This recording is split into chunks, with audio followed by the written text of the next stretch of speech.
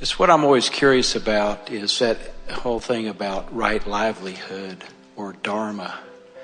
I could probably do almost anything if I just knew what it was. I never seem to fully get the level of satisfaction that's probably available in any of the different occupations that I've had, and I've had many. So I always wonder what it is I'm supposed to be doing. And I know that some of what you've spoken about today has addressed that. But it's like when you talk about the GPS system, and it takes you there. But what if you don't know where you want to go? Well, we have good news for you. And that is that even before your birth, you set a course. And every day since, you've been adding to it. And this is the thing we so much want you to hear, because as humans, you often think that what my work is to stand here and look around and decide now what I want. So there are courses on goal setting. In fact, even when we talked about the science of deliberate creation, it's sort of the way many people addressed creating their own experience. It was like, so here I am, I need to create my own experience, and I need to do it now. And so we began explaining that the creative process is 3 steps. The first step is ask. The second step is source answers. And the third step is you must let yourself be a match to what you've asked for, or let yourself be a match to the answer. So when you look at it that way, what that means is all through every day of life, just through knowing what you don't want, you know what you do want, you've been adding to that vision. For example, when someone is rude to you, you want people to be nicer. When you're rude to someone, you want to be nicer. When you feel insecure, you want to be secure. When you don't have enough of something you want more of it. When you're feeling a little confused, you want clarity. When you feel like your physical body is not up to its stamina that you want more stamina. So all day, every day, in ways that we can't even find enough words to describe, you've been doing that asking. And that asking has been being answered. So that part of the analogy, and all analogies suck, remember, that part of that analogy is already very well established. You've been setting your destination incrementally, and you are amending it constantly.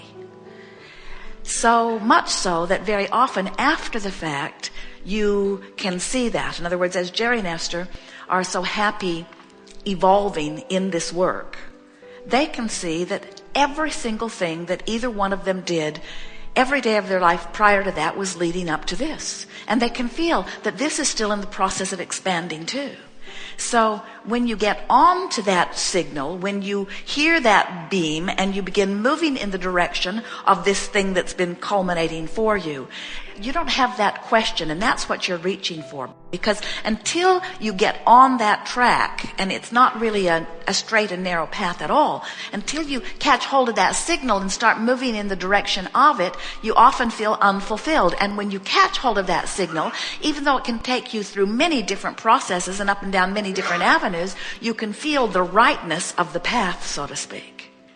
You see, we would not say ever about you or about Esther or about anybody that anything that you ever lived was off your path, because everything that you have lived has created the path, has created the desire.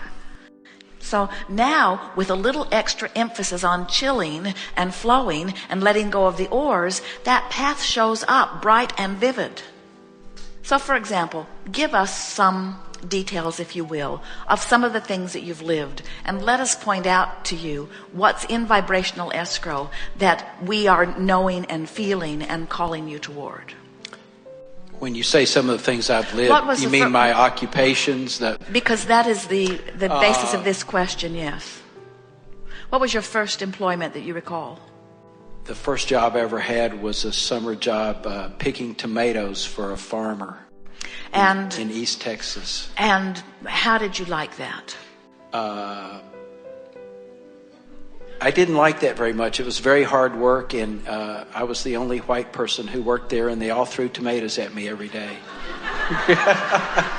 So out of that experience, what you contributed to vibrational escrow was you wanted employment that utilized a larger part of your being. That while you enjoy what is physical, you also really enjoy applying your mind. And the repetition of that experience was not so satisfying. You wanted something that you could apply more of yourself in an ongoing, expanding way. From that experience, while you appreciated them and the diligence and willingness that you saw there and respected that within them and set that forth into your vibrational escrow as something that you saw as honorable, you also know, and this is the biggest thing that was born within you in that very first job, you made a very powerful statement of desire vibrationally that said, I am going to leverage myself in a way that dollars flow to me more abundantly with much less effort than is being applied here. That was the most powerful thing that came from that. Then what was your next work? When I was in high school, I worked at a clothing store and sold clothes and men's shoes, clothes. And what did that feel like to you? It felt pretty good at the time because it was a very cool job to have in the middle 60s, but I wasn't too enamored with the idea of trying to sell people stuff that I didn't want to wear myself. So from that, what you put into vibrational escrow was an understanding that there are all kinds of people who want all kinds of different things, and that the diversity is what makes the world go round. You also developed a sense of commerce and a sense of finding a product or having products that people want to come and buy and presenting them in a way that is beneficial to them. The biggest thing that it feels to us that you derived from that experience was a recognition that it's a big world and lots of things make the world go round, and that you were going to be more particular about the way you applied yourself if you had anything to say about it. Yes. Then what? Then after that, in the early 70s, I was involved in natural food business. Owned a whole grain bakery and natural food stores. In those earlier employments that you had, you also developed a strong sense of wanting to be self-employed, of wanting to be in a place where you could call the shots and you could make the decisions, and that you could sell something that was meaningful to you, and that you thought would be of value to others. Yes?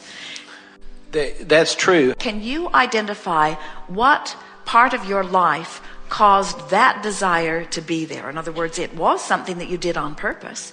You didn't just stumble into it. Well, I believed in it. You believed in it and wanted to do it because? It just seemed like the right thing to do. And so are you following our train of thought here? It seemed like the right thing to do because what did it answer? It answered the idea of you getting to choose. It answered the idea of you getting to set the agenda, of you getting to decide what you sell, of you getting to be the persuader. It also gave you an opportunity to understand that it is a big world, it is a diverse world, and different people want different things. Now, you launched a stronger rocket of desire to find something that was appealing to a larger segment of the population. Then what did you do next? I went into the real estate business. Property management and development, commercial development. Are you getting the sense of what we're talking about? How everything that you live and every bit of life that you live contributes to this vibrational escrow. So as you follow the theme of your own story, are you beginning to see how many very good vibrational conclusions you came to as a result of all of those things that you were living? You don't want to work hard. You don't want your action to be the reason that things come to you. You don't want to work by somebody else's timetable and by somebody else's standards. You don't want to sell something that you don't believe in. You want to find something that is mutually beneficial, both for the seller and for the buyer. In other words, can you feel how your path has been unfolding? Yes, and I like the affirmation as you're giving it to me for that. That's putting all of that in a concise and clear context yes. For me. I guess my struggle with it all is that it never seemed very financially rewarding. It never seemed very easy. It never seemed that people really wanted what I had. It always seemed to be a lot of struggle and effort involved in all of these occupations. So now, looking back and acknowledging that, and maybe it felt that way as it was unfolding, and maybe it feels that way now. So now what's that synthesizing of life putting into vibrational escrow? In other words, I'm wanting greater ease. I'm wanting to understand how all of this works. I'm wanting to understand the power of attraction. So now you have found the real estate that you know that many people want, that is sort of open-ended in terms of where you can go with it. So what now? Well, you know, we had that big real estate crash in the middle 80s. Then I became a lobbyist. Tell us more. I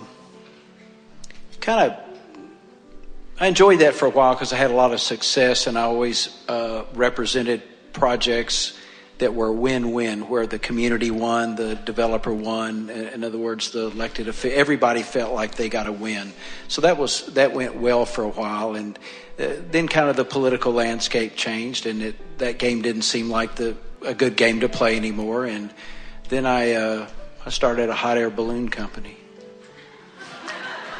Well, now, and is that where you are now, or is that? Oh no! Did that go the way of the wind? That went the way of the wind. All right, so now we want to give you a fuller version of your experience. So you began with an attitude of working hard and being willing to, only to understand that you weren't a really good worker in comparison with some others, so much so that they threw tomatoes at you. That's right. And from that came a very strong desire to work indoors where it's cool and where it was easier and where it just felt better to your physical body. And from that came a strong desire to be self-employed and to be able to call some of your own shots. And from that came ideas for some businesses that your energy wasn't completely lined up with because you did not know about that then. So you just kept adding more to your vibrational escrow. And then you saw enough about life to realize that there were a lot of people who had a lot of money, and you wanted to get in on the game of moving the money into places where it could be beneficial. And then you felt the corruption and all of that, and the discord and all of that, and the really, really hard work. In other words, it was even more hard work to make something happen in that arena and get less done than it was out there in the tomato patch earlier on. And so then from that, you went to wanting something more whimsical, something that was more freeing, something that just felt better. In other words, can you feel how everything that you've lived has contributed a big piece?